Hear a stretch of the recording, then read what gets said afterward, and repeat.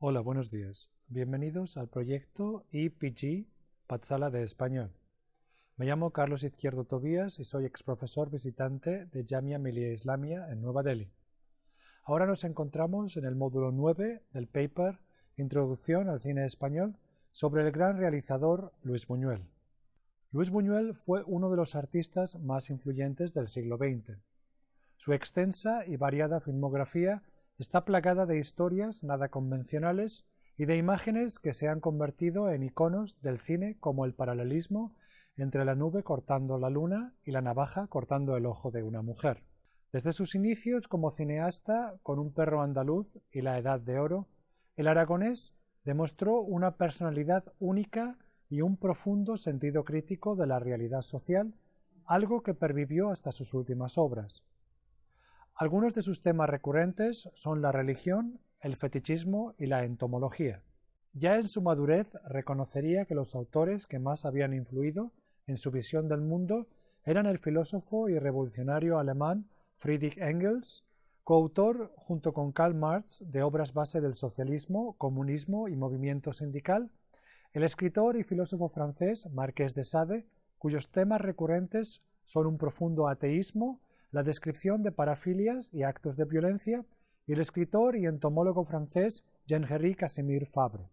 El director aragonés tuvo además la oportunidad de participar en modelos estéticos y de producción de muy variada naturaleza, como el surrealismo, el melodrama popular mexicano o la modernidad del cine francés de los años 60 y 70. Luis Buñuel Portolés nació el 22 de febrero de 1900 en Calanda, una localidad de Teruel en la que existía una clara división social entre los terratenientes y los labradores que trabajaban para ellos. La familia se mudó a Zaragoza, donde su padre, que había amasado una fortuna en Cuba antes de casarse, sería profusamente respetado. Desde niño, Luis recibió educación religiosa, lo que marcaría profundamente su imagen del mundo y el contenido de su obra. Jean-Claude Carrière, que trabajó durante años con Buñuel en la elaboración de guiones de las películas del aragonés, considera que el surrealismo es parte intrínseca de la cultura española. El escritor francés probablemente se refiera a la relación entre religión, sexo y muerte que se convirtió a través de la educación católica en parte esencial del mundo fílmico de Buñuel. En 1917 se trasladó a Madrid para estudiar ingeniería agrónoma. Su estancia en la residencia de estudiantes fue sin duda de gran crecimiento artístico. Entre sus amigos y compañeros se encontraban el gran poeta Federico García Lorca y el pintor surrealista Salvador Dalí. En ese tiempo llegaría a hacer preparados para el laboratorio de Ramón y Cajal y trabajaría con el renombrado entomólogo Cándido Bolívar. Buñuel siempre admitió que su interés por el cine como medio de expresión artística fue el resultado de su incapacidad para producir obras literarias. La poesía era para él el arte que más respeto le inspiraba. Sin embargo, también se ha dicho que Buñuel encontró en el cine un medio más adecuado que la poesía para expresar el mundo subconsciente, el de los sueños y el instinto. En 1920 se trasladó a París, la entonces capital artística del mundo, que ofrecía un ambiente sofisticado y liberal. En la capital de Francia, Buñuel frecuentó las salas de cine con fervorosa insistencia. Los cómicos americanos como Buster Keaton eran sus favoritos, pero la película que realmente le dio el empuje definitivo para dedicarse al cine fue Las tres luces del realizador alemán Fritz Lang. Comenzó entonces a trabajar de aprendiz con James Epstein. El aragonés asistió al director francés en Mauprat 1926 y La caída de la casa Usher en 1928. Con la experiencia adquirida en las mencionadas películas, Buñuel se aventuró en el rodaje del cortometraje Un perro andaluz en 1929, escrito en colaboración con Salvador Dalí y con el dinero aportado por la madre de Buñuel. Uno de los títulos que se barajó para el filme fue el de «Es peligroso asomarse al interior», invirtiendo la advertencia de las ventanillas de los trenes «Es peligroso asomarse al exterior». Se dice que el guión nació de la confluencia de un sueño de Dalí en el que hormigas recorrían la palma de una mano y un sueño de Buñuel en el que alguien seccionaba el ojo de otra persona con una navaja. Escribieron el guión en 6 días tratando de evitar todo lo que proviniera de la cultura o la educación. La primera secuencia del filme se ha convertido en una de las imágenes más emblemáticas del séptimo arte. Un hombre afila su navaja de afeitar y después de ver cómo una nube atraviesa la luna, secciona el ojo de una mujer. Agustín Sánchez Vidal, en su monográfico sobre Buñuel, interpreta la escena de la siguiente manera. Es una declaración de principios, un cegar la mirada externa para que surja la interna, una petición de un ojo distinto al habitual, un romper la barrera defensiva entre el sujeto y los objetos, entre percepción y representación. Sánchez Vidal también ha escrito que Buñuel trató de recrear en este filme y el resto de sus películas más surrealistas los logros de su admirado poeta Benjamin Péret, al que consideraba el poeta surrealista por excelencia capaz de recrear otro mundo. Obra insólita y provocadora, el filme fue mostrado al grupo de surrealistas frecuentado por artistas como André Breton o Man Ray, que inmediatamente le colocaron la etiqueta de obra surrealista. A la exitosa proyección de Un perro andaluz acudieron artistas y personalidades de la talla de Picasso, Le Corbusier, Cocteau, Magritte o Aragón. La siguiente película de Buñuel se tituló La Edad de Oro, de 1930. Se trata de una visión tremendamente crítica de las diferentes morales oficiales que representan la burguesía, el cristianismo y el orden. Por diferentes motivos, el cineasta aragonés decidió desarrollar el proyecto sin la presencia de Dalí, aunque muchas de las ideas incorporadas en el filme pertenecían al... La siguiente película de Buñuel se tituló La Edad de Oro. Se trata de una visión tremendamente crítica de las diferentes morales oficiales que representan la burguesía, el cristianismo y el orden. Por diferentes motivos, el cineasta aragonés decidió desarrollar el proyecto sin la presencia de Dalí, aunque muchas de las ideas incorporadas en el filme pertenecen al pintor catalán.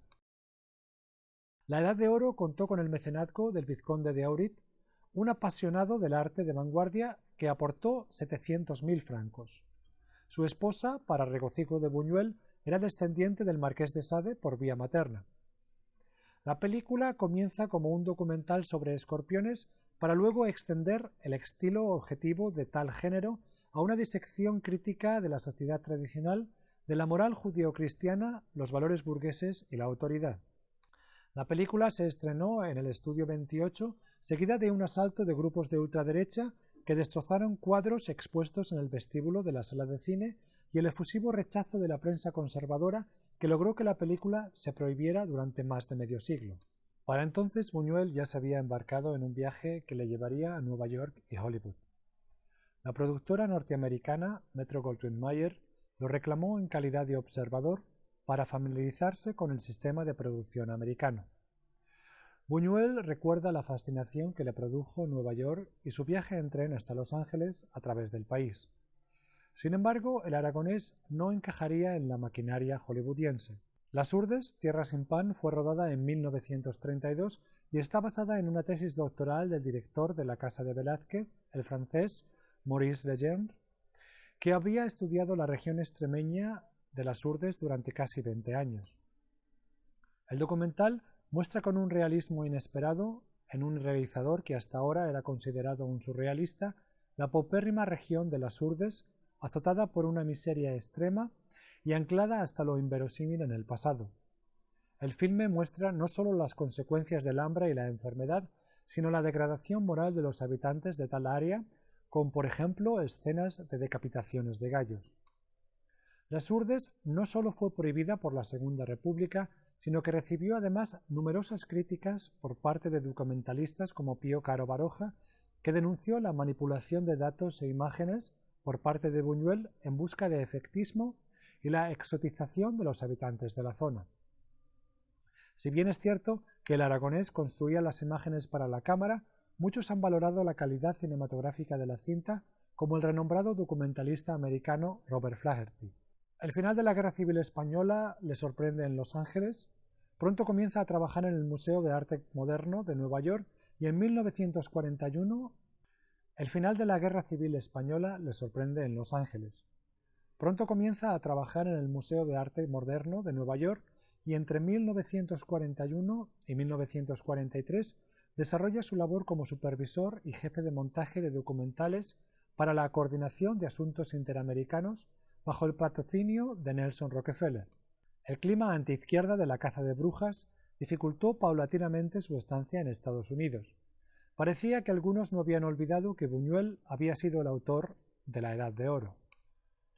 En México, Buñuel encontró no solo un nuevo hogar en el que se instaló de por vida, sino además una industria en la que crecer como cineasta y explorar su visión del mundo. Su primera película, Gran Casino, de 1946, con el conocido cantante mexicano Jorge Negrete, fue un fracaso comercial. 3 años después, el exitoso estreno de El Gran Calavera, de 1949, revalidó su capacidad como realizador comercial. Su próxima película, Los Olvidados, 1950, le devuelve su autoestima como autor. El filme retrata la pobreza suburbana de Ciudad de México con una crudeza que recuerda a las de las urbes. Las reacciones adversas a la película no se hicieron esperar. Ultranacionalistas mexicanos rechazaron la película y algunos incluso pidieron la expulsión de Buñuel del país. El premio al mejor director que le otorgó el Festival de Cannes de 1951 le devolvió parte de la reputación perdida en México.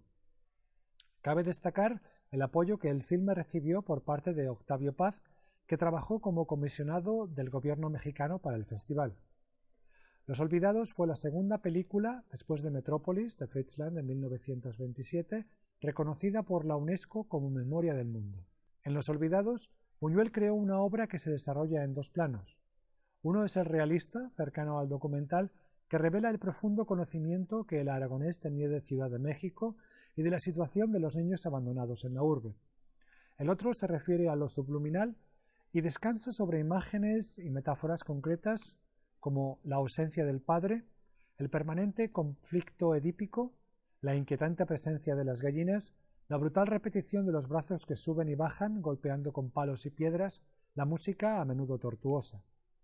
Todo ello crea un clima de malestar que, como sordo y opaco ruido de fondo, cala hasta lo más profundo, permitiendo a Buñuel llevar al terreno de su poética una trama que, simultáneamente, podía seguirse en su desarrollo narrativo. En 1951, Buñuel estrenó Él, inicialmente un fracaso comercial, pero que ha sido revalorada con el tiempo como una de sus obras maestras.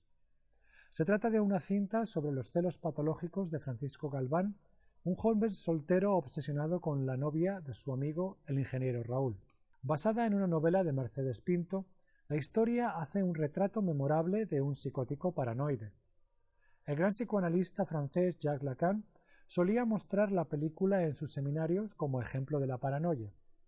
Basada en la novela homónima de Benito Pérez Galdós, Nazarín, de 1958, fue seleccionada como la candidata mexicana para la mejor película extranjera de los Oscars y recibió el premio internacional en el Festival Internacional de Cine de Cannes de 1959. Protagonizada por el actor español Francisco Rabal, la película narra las desventuras de un sacerdote manchego durante los primeros años del siglo XX en el México de Porfirio Díaz. El padre Nazario es un hombre misterioso que trata de seguir los pasos de Jesús, dedicando su vida a los más necesitados, que habitan en las cercanías del mesón de Chanfa. Intentando proteger a una prostituta que ha provocado un incendio en un mesón, se ve obligado a abandonar el lugar. Sus acciones, guiadas por su concepto de caridad cristiana, generarán una serie de conflictos que le harán replantearse su propia fe. La trama toma elementos y caracteres de la pasión de Cristo, como los fariseos, los centuriones, María Magdalena, Marta y María, el buen ladrón, etc., equiparando a Nazarín en sus tribulaciones con Jesús. Paradójicamente, la Oficina Católica Internacional de Cine consideró la obra como una defensa de los valores cristianos. Buñuel, sin embargo, reaccionó con su famosa sentencia: «Gracias a Dios, todavía soy ateo». Nazarín es considerada la 6ª mejor película mexicana, según la opinión de 25 críticos y especialistas, en una lista publicada por la revista Somos en julio de 1994.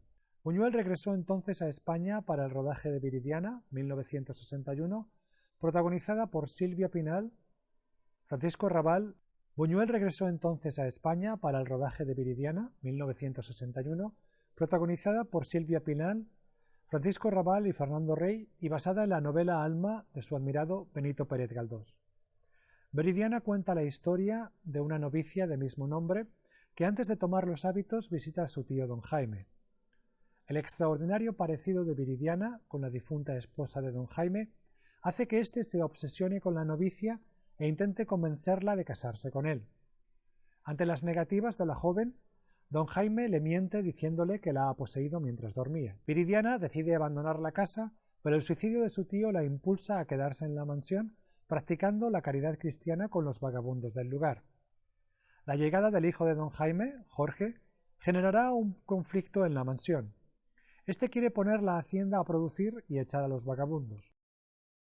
Una de las escenas más memorables de la película es aquella en la que los vagabundos organizan una gran comilona en la casa y se toman una fotografía posando como Jesús y los apóstoles en la obra La última cena de Leonardo da Vinci. Los comentarios blasfemos y actitudes vulgares de los personajes hacen de la escena una parodia grotesca de La última cena. El filme, representante oficial de España en el Festival de Cannes, obtuvo la Palma de Oro, pero poco después, los comentarios blasfemos y actitudes vulgares de los personajes hacen de la escena una parodia grotesca de La última cena. El filme, representante oficial de España en el Festival de Cannes, obtuvo la Palma de Oro para poco después ser prohibida por la censura española como reacción a un artículo del periódico vaticano L'Osservatore Romano que la consideró blasfema y sacrílega. Quizás debido al éxito de Viridiana, Gustavo Latriste, el productor, produjo El ángel exterminador 1962 sin tan siquiera leer el guión. Cuando vio la película terminada, el productor reconoció no haber entendido nada, pero la consideró una obra maravillosa. Y es cierto que la película ofrece una narrativa nada convencional. El matrimonio Edmundo y Lucía Nobile ofrecen a sus amigos una cena en su mansión después de haber asistido a una representación de una ópera. Los sirvientes pronto perciben que algo extraño está ocurriendo en la casa, mientras acciones y diálogos se repiten misteriosamente. Es entonces cuando deciden abandonar el recinto. Más tarde, los invitados se sienten incapaces de abandonar el salón, a pesar de que no hay ningún obstáculo físico que les impida salir. A medida que pasan los días, el ambiente comienza a enviciarse. La casa es declarada en cuarentena por las autoridades que esperan ansiosas en la calle, mientras la multitud curiosa se agolpa en la entrada. Uno de los personajes, Leticia, después de haber tenido relaciones con Edmundo, tras una cortina, propone que cada uno se sitúe en la misma posición en la que estaban cuando el extraño evento comenzó. De esta manera, logran abandonar la mansión. El ángel exterminador es una de las obras más personales de Buñuel y una de las más originales del momento. El aragonés explora la idea de aislamiento para estudiar las relaciones sociales. La película se ha visto como una referencia a la primera velada pascual en la cual los judíos estaban encerrados en sus casas. El sacrificio de Cristo, el Cordero inmolado, posibilitaría la salida. Sin embargo, el propio Buñuel recuerda que hay interpretaciones políticas más acertadas, como la parálisis de la burguesía. El sacrificio de Cristo, el Cordero inmolado, posibilitaría la salida. Sin embargo, el propio Buñuel recuerda que hay interpretaciones políticas más acertadas, como la parálisis de la burguesía, o incluso interpretaciones psicoanalítico-sexuales, puesto que todo vuelve a su orden anterior cuando Leticia es satisfecha sexualmente. La colaboración de Buñuel con el guionista francés Jean-Claude Carrière resultó en algunos de los títulos más emblemáticos de la filmografía del aragonés. En 1966 se estrenó en francés Belle de Jour, protagonizada por Catherine Deneuve. El filme mezcla realidad y sueños en forma de fantasías sexuales para trazar la historia de Séverine, casada con un cirujano, Pierre, con el que comparte un lujoso apartamento. A pesar de tener todas sus necesidades materiales cubiertas, Séverine se siente anulada por la rutina y las convenciones sociales. Venciendo su timidez, decide prostituirse en su anhelo de sentirse dominada. Belle de Jour se ha comparado con La ventana indiscreta de Hitchcock en cuanto a que activa el deseo voyerista y concibe el cine como un instrumento que penetra en la intimidad ajena. La película obtuvo el León de Oro en la Muestra de Venecia de 1977 La película obtuvo el León de Oro en la Muestra de Venecia de 1967. El éxito del filme convenció a productores de conceder completa creatividad. La película obtuvo el León de Oro en la Muestra de Venecia en 1967. El éxito del filme convenció a productores de conceder completa libertad creativa al aragonés en sus próximas producciones. Tristana se rodó en 1970 en España como una coproducción hispano-franco-italiana. Con Catherine Deneuve y Fernando Rey al frente del reparto, Tristana se basa en la obra homónima de Benito Pérez Galdós. La historia, que se desarrolla en el Toledo de los años 30, narra la relación entre Don Lope, un maduro rentista, y Tristana, de la que él se ha hecho cargo al quedarse esta huérfana. Don Lope la hace su amante, pero Tristana abandona la ciudad con el joven pintor Horacio. La muchacha regresa a Toledo con una enfermedad. Don Lope la hace su amante, pero Tristana abandona la ciudad con el joven pintor Horacio. La muchacha regresa a Toledo con una enfermedad que le ocasionará la amputación de una pierna. Don Lope termina casándose con ella. Una noche de invierno, Tristana deja abierta la ventana de la habitación de un convaleciente Don Lope, causándole la muerte. La pierna amputada de Tristana resulta en una imagen que sugiere infinidad de interpretaciones. Ahonda, por ejemplo, en el fetichismo de Buñuel, refiriéndose a esa mórbida combinación de muerte y deseo tan característica del cine del aragonés. Por otro lado, se llena de tintes políticos cuando en una escena del filme Don Lope lee en un periódico sobre la gangrena que sufre España. La censura franquista imposibilitó el rodaje en España de El discreto encanto de la burguesía de 1972, que tuvo que trasladarse a Francia. Obtuvo el Oscar a la mejor película extranjera en 1972. La película acompaña a un grupo de burgueses invitados a una cena en la que lo real y lo onírico se entremezclan sin previo aviso. El espectador se ve inmerso en una narrativa que frustra sus expectativas constantemente y que no llega nunca a un final satisfactorio. Parece que Buñuel no solo lanza sus críticas hacia la burguesía que tanto detestaba, sino que también reta al espectador acostumbrado a narrativas convencionales. El fantasma de la libertad, 1974, continúa cuestionando el concepto de causa. El fantasma de la libertad, de 1974, continúa cuestionando el concepto de causa-efecto, ofreciendo una narración que se presenta como una celebración del azar. Buñuel mismo consideraba la libertad como un fantasma escurridizo que no se deja asir. El filme está formado por 14 capítulos entrelazados por un personaje o una situación que conecta una trama con la siguiente. El primer capítulo se desarrolla en Toledo en 1808 durante el asalto de las tropas napoleónicas. El resto de los capítulos muestran escenas contemporáneas en las que el surrealismo y la provocación van de la mano. Finalmente, ese oscuro objeto de deseo, 1977, significó el colofón de la obra de Buñuel. En la película, libre adaptación de la novela de Pierre Louis, La mujer y el pelele, Fernando Rey interpreta a un hombre maduro enamorado de la joven bailarina Conchita. Una gran novedad en este filme es que el personaje de Conchita es interpretado por dos actrices, la francesa Carole Bouquet y la española Ángela Molina. Sánchez Vidal opina que Ángela Molina es un personaje más carnal, el arquetipo de la morena pasional, y Carole Bouquet. Una gran novedad en este filme es que el personaje de Conchita está interpretado por dos actrices, la francesa Carole Bouquet y la española Ángela Molina. Sánchez Vidal opina que Ángela Molina es un personaje más carnal, el arquetipo de la morena pasional, y Bouquet es más espiritual, el arquetipo de la rubia etérea. Los temas principales de la filmografía de Buñuel se encuentran de nuevo en esta película: la imposibilidad de la realización de los deseos ocultos, la crítica de los valores tradicionales y la prevalencia del azar. Religión y fetichismo se unen en el símbolo de la lencería de Conchita, que se transforma en un cinturón de castidad. Las memorias de Buñuel aparecen en francés redactadas por Jean-Claude Carrien en 1982 bajo el título Mi último suspiro. Luis Buñuel falleció el 26 de julio de 1983 en Ciudad de México. Sus cenizas fueron esparcidas en el monte Tolocha, en Calanda, su pueblo natal. Y esto ha sido todo, esto ha sido el módulo sobre Luis Buñuel. Muchas gracias.